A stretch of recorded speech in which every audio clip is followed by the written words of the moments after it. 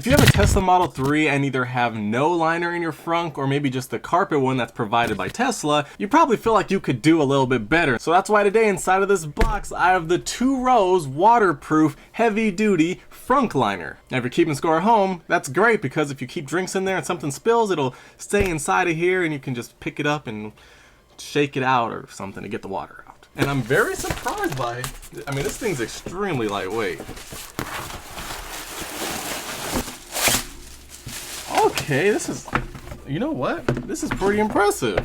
I mean, this is a solid mat right here. So this thing is specifically cut to fit exactly inside of the Model 3 frunk for a perfect fit. As you can see, we have, what, about 1.5 inches or so of a raised edge. That way, if any liquids do get in here, they'll be trapped in here. And that way, like I said, you can pick it up and dump it outside and spray it down with a hose to make sure it's clean. So unlike some other liners, this one's actually made with 3 different layers. The first layer is a TPR layer to make this flame retardant as well as waterproof. The second layer is an XPE foam to absorb vibrations and reduce noise so that way you're not being disturbed inside the cabin. And the third layer is an anti-skid bottom so that way it's not going to go sliding around, although I don't think it would slide around anyways if it's actually a perfect fit. And looking at this, we have all these little bumps on it, so it's definitely going to do its job.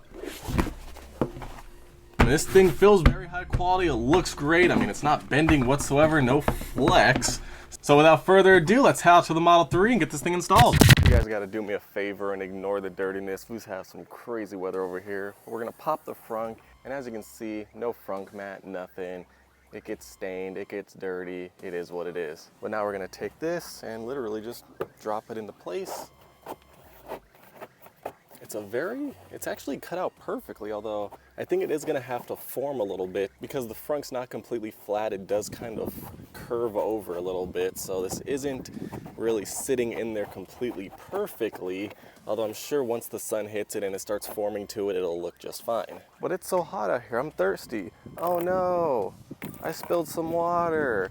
Now, other than a little bit of splatter because I dropped it from so high, the water is contained inside of the frunk mat, so it's easy to get rid of. Just pick it up, water's contained, and drain it out. Just shake it off, and as you can see, the water's not sticking at all. The water just basically beads up on here, and it's easy to wipe off and spray down with a hose.